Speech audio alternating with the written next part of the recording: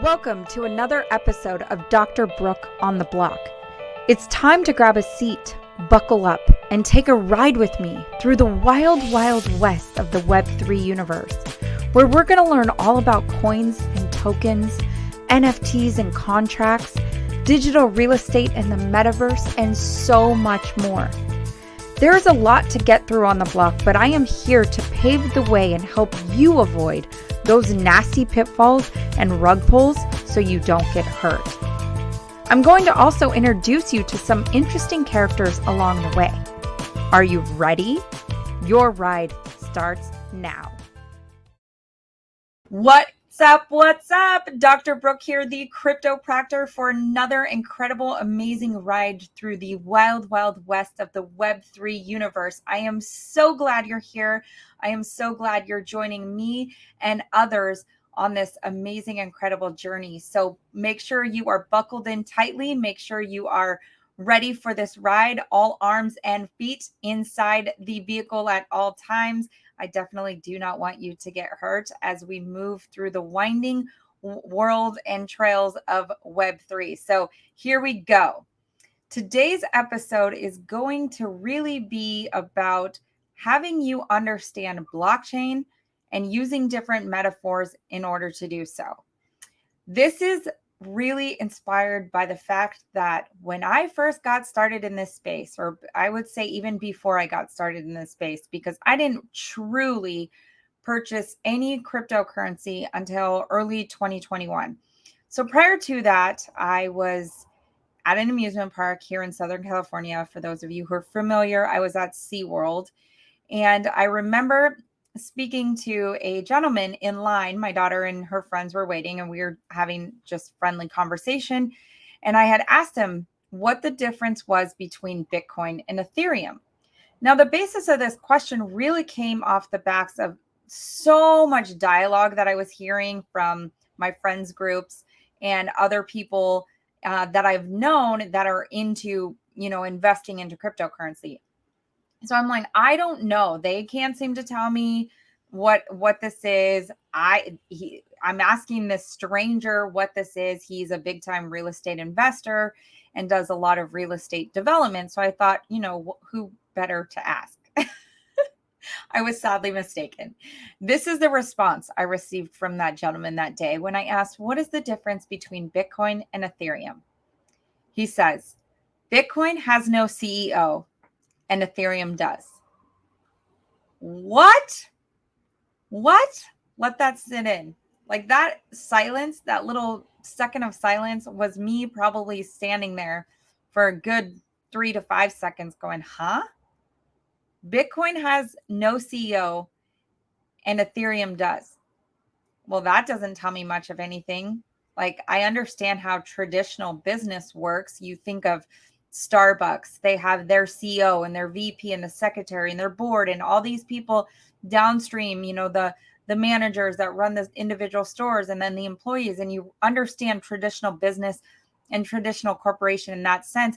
But how does telling me that one has a CEO and one doesn't get me to invest in a technology that is so life-changing, so incredible, such as this? Now, I'm glad I did not stop my pursuits at that point. But in all fairness, I can't say that I truly continued my pursuit in discovering answers to those questions on my own. I was then interrupted throughout one of my days, and air quotes, interrupted for those of you who are watching and not listening. I was interrupted among one of my days by a dear, dear friend of mine who was all in on a certain token, all in on a certain coin. And he was like, Brooke, you got to buy this coin. You got to buy this coin. Now, mind you, he was a patient in the office. I was working on him, treating him, helping him get his health back. And he's over here telling me to buy this token. It was at this point in time that I've literally had so many people talking to me about cryptocurrency that I was just like, fine, I will check your dang box and I will move about my day freely without people frantically ranting and raving about coins and tokens and all of this stuff that I knew nothing about. Now, when this gentleman had said this to me, I was just like, what? Like, okay, cool. I'll put in $100. I can put in $100. No big deal. I will be fine without the $100 if I lose it. And that's okay. So put it in. And then that's it. That's it. I went about my day as a doctor. I went about my day working with patients. I went about my day not even thinking about it, not even looking at it, not even doing anything. Until randomly, I went to the grocery store. I was with my daughter and my friend, and we were pushing the cart through the grocery store and not even recognized, I had got this really strong intuitive hit. Now, if you've ever had those in your life, you'll know what I mean by you just get this gut feeling. Well, that intuitive hit kind of hit me in the chest, like almost like more like kind of like knocking the breath out of you or knocking the wind out of you. And I was really felt compelled. I need to buy more of that token that this guy, patient a few months prior had told me to buy. So I'm frantically around, running around the grocery store trying to figure out how to even utilize the centralized app that I purchased the cryptocurrency on to begin with, because I never even made another transaction on there. I didn't even know how to operate it. So I'm over there trying to figure out the pieces and get, cards linked and bank accounts linked so I can put more money in. Well, after I finished the transaction, I was able to kind of come back to my reality and actually get us checked out of the grocery store and moved on to our next set of, endeavors, making dinner. And I woke up the next morning to a 40% increase, then a 60% increase, then a climb, green, green, green, green on this particular token. And I'm like, what? Whoa. Like, what? Wait, what? And it was at that point in time in my life where I go, okay, I can no longer invest into this pseudo money, fake money, whatever people were wanting to call it at that point. I can no longer invest in this based off intuitive hits. I need to actually truly understand what this means. And it was at that point in time that I truly went down the rabbit hole and I started to really understand and start putting pieces together that made sense. Not just watching videos and hearing lingo, but like actually being able to take what I was hearing and the lingo and understand the framework on which it was built. And this is why I truly believe that more or less females are in this space currently right now, because there's so much confusion and there's so many men that are yelling, telling you to buy, buy, buy, buy, buy, and you have no idea what you're doing. You have no idea what it is. You have no conviction behind anything. Maybe you do purchase something and maybe you have an experience like I do and it goes up, up, up, up. And then you're just waiting for someone to tell you the next coin to buy. And maybe that one doesn't do as well. And so you're just, in and you're out, hot and you're cold, and you're moving around this space, if you even are as a female, and you just kind of feel like you're getting the wind knocked out of you every turn you make. And this is why I truly, truly believe that we have such low numbers with women in this space right now, is because of all of that stuff. And it's also why I'm very passionate about educating people about blockchain technology and why it's so important and what it's doing to change the world. So, and I have talked about that on a prior episode about blockchain technology and the 3 ways in which I believe it's going to change the world. And we are still very, very early on. So if you are listening to this right now and you are really diving down that rabbit hole and looking for a teacher and for someone to teach you more about this, I really, feel honored to be that guide for you, because I have invested a lot of time. I am continuing to invest time to learning more and more and more, because this ecosystem, this terrain is changing and developing at every step of the way. And things that may be looking like they're working now are not working, in the future, or won't be working in the future. So let's bring it back to the basics. I purchased a cryptocurrency off of a centralized exchange. Now, really what that means is it's kind of like purchasing a stock off a Robinhood or from a stockbroker like Charles Schwab. You're purchasing, you're throwing money into the pot towards that particular company. So with cryptocurrencies, with blockchain space, there's not a lot of regulations. So companies can come in, or I don't even want to call them companies. I'm going to use the term projects. Projects come in, they say they're going to do X, Y, and Z, and they're going to change the world in this way. And you're going to you become a millionaire if you invest in their token. And so you throw your money in the pot because you think that that one's going to go to the moon and that one's going to make you a millionaire. You've done no research whatsoever. You're just going based off what somebody told you, some stranger on the street, or, even your closest friend who may not even be really truly educated in the space, and they're just going off of what they've heard somebody say and so on. We need to stop that in its tracks. We really truly need to stop that he said, she said, rolling down the hill type of education in this space, because true education in blockchain technology is really what's going to cause mass adoption in this faster than we can even think about. A lot of people are saying it might be coming in 10 years down the line. It could be coming sooner. Who knows? The reality is this is staying. This is not going anywhere. It's moving like a fast freight train. And whether you're on or you're off is your decision. And so to get back to that, yes, I purchased a cryptocurrency through a centralized exchange, kind of like buying a stock through Robinhood. But I didn't have any understanding of it whatsoever. So I'm buying a cryptocurrency without truly understanding the fundamental piece, the foundational piece on which that cryptocurrency is built. You don't have cryptocurrency without blockchain, period. Blockchain is the foundation. You would never build a home, and you don't have to understand home building to understand this analogy. You would never build a home on sandy foundation. Like, you would never build a home on sand. You would first build a concrete, stuck in the dirt, lay out concrete, do all this stuff, get the foundational piece in order so that the whole house can stand for a long time and not just be blown away when the wind comes or the next big set of waves come. No, you have to understand that cryptocurrency is built upon a foundation, and that foundation is blockchain. That is what I wish that guy would have told me at SeaWorld in line, saying, what's the difference between Bitcoin and Ethereum, is they are two different blockchains. It's kind of like thinking like Target and Walmart. They're two different corporations. Nobody has confusion when understanding how Target is not Walmart and Walmart is not Target, but we seem to have confusion understanding that there are multiple different blockchains. Bitcoin is a blockchain. Ethereum is a blockchain. Bitcoin doesn't have a CEO. There's a, consensus group. There's a body of people that make decisions based on how Bitcoin is going to be done. And Ethereum does have a CEO, and they make decisions how it's going to be done. But us as a community, part of the Ethereum community or part of the Bitcoin community, we also have voting rights to decide how things are done.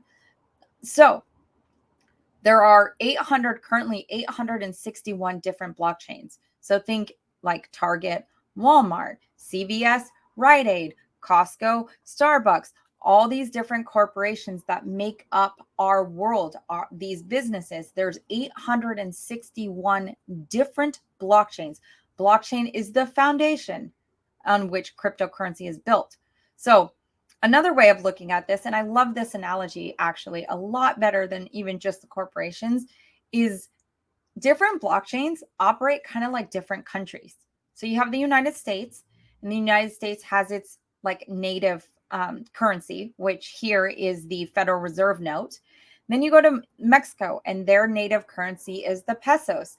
And in Canada, they have their Canadian dollar. And in Europe, different countries in Europe have different currencies of their own. Some use the euro, and multiple different European countries use the euro. But with the analogy of the countries, each blockchain is like a country, and it has its own currency, its own native currency, just like the Ethereum blockchain. In order to transact on the Ethereum blockchain and write your smart contracts and use, the different businesses that are built within that country, you use their native dollar, which is Ethereum, or their native token or coin, which is Ethereum. Bitcoin, on the Bitcoin, you use Bitcoin. On Kronos or crypto.com, you use the Crow token. On Tezos, you use the XTZ token. On Cardano, you use ADA. There's so many different blockchains. On Solana, you use Sol. Again, so many blockchains, right?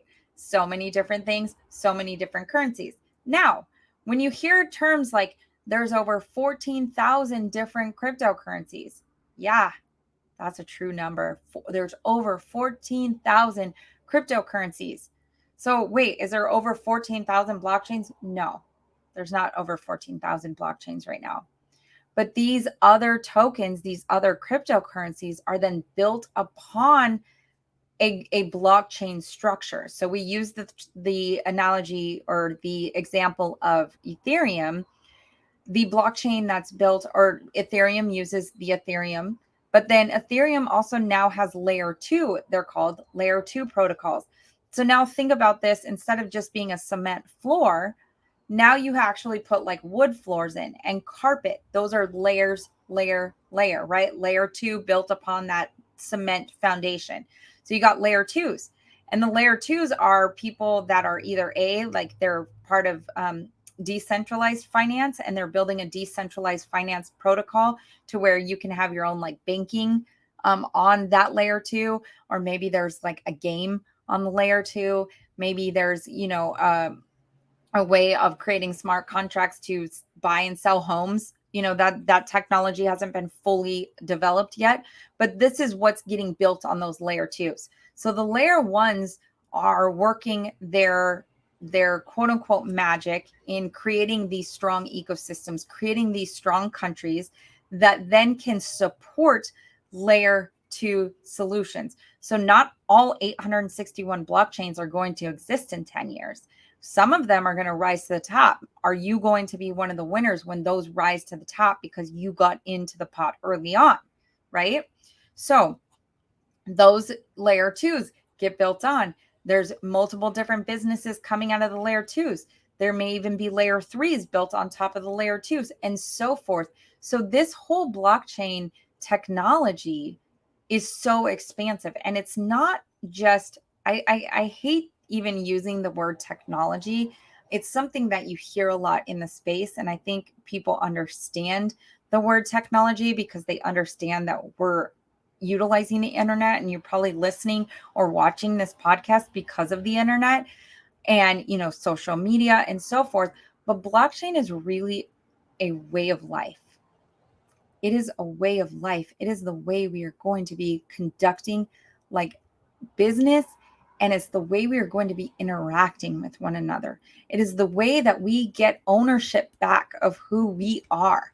The censorship that's happening with big corporation, big tech, big government, big pharma, all of it that's going on, and we have no control over, that gets shifted on its head with the advent of blockchain, because it's truly, truly, truly shifting the way things are done. To me personally, that is like one of the biggest reasons why you should even care about this entire movement. This is why you should care about this entire movement. This is why you should continue to listen to these episodes and meet the characters that I'm going to be introducing you to, and hang with us on every single ride that we take. And hey, if you're brand new and you've never, like you still feel like you don't understand, or there's pieces missing after listening to all the episodes, and you want to take my introductory course, reach out. I do it once a month. We have such a great time with it. It is so fun, and people get to ask some incredible questions about blockchain, about Web3, and I help you really move through it and answer all those questions. Especially, I got some special feelings towards my ladies in that realm, because I really want us to rise above with our male counterparts, because it's not just about more of the rich get richer and the poor get poorer, but it's really about building this sense of community, and community is what makes this blockchain world like exist in the way that it does. So I one of the points that I do feel like I missed when I was speaking about the different countries and different layer 1s and so forth, and the foundational pieces is, just like how we can leave the United States and we can fly to Europe and we can take a, bus or train into Mexico, or we can fly to Canada, or we can go to different countries. There are also companies that not only they're what is considered, I guess, a layer zero. So they're a piece of the puzzle that's not a part of the puzzle itself. So they're not the country and they're not the things on top of the country, but they are a layer zero. And a layer zero is essentially a bridge between chains. So if you think about that train, the boat, the cars, however you would travel to get to a different country to really live in their ecospace, is through these bridges. And I think it's so incredible, the technology, like how it's linking together different chains and allowing you to have portability per se. So maybe there are aspects of your world in years to come that primarily are on an Ethereum blockchain, but you need to port some of your information or some of your stuff over to a different chain. You are able to do this through the technology of bridges. And I think it's so cool. So in summary, and I really hope that this was such a fun one for you. I really hope that you did learn a lot. Let me know in the comments below. Let me know, please leave a review on the podcast if you're listening to this on the podcast platforms. Let me know what you would like to learn more about. I'm happy to go into deep detail about different things because this stuff excites me. But to summarize, there are 861 different blockchains. They are not going to coexist. They're not all going to coexist at the same time. Eventually, as technology moves forward, some are going to die out, some are going to continue to get stronger. There are layer ones. Those layer ones, that's the foundational blockchain piece. Then you have layer twos built upon those, which are different types of cryptocurrencies. They're, different smart contracts, they're DeFi protocols or metaverse gaming, different things like that. And then also one thing that I failed to mention earlier, but will now, is that also another piece to that is NFTs. And NFTs are an aspect of like a layer two protocol written on a existing blockchain. So NFTs and cryptocurrencies are aspects of that. They're not separate from the blockchain. The blockchain is the blockchain, and those pieces fit into that. And then to summarize the different tokens, right? You have the different currencies in the different countries. And so you utilize those different tokens to transact in those countries. And then you'll travel to those countries through bridges, through layer zero. And essentially, that is the entire blockchain ecosystem summarized in a way that I hope was super helpful for you. So as we pull this ride into the station and we get ready for the next round of people coming on, I just want to say thank you. Thank you for being here. Thank you for supporting me. Thank you for being supporting yourself and really investing in you and learning the knowledge in this space, because when we win, we all win together. And so much love, so much gratitude. And I will see you on the next one.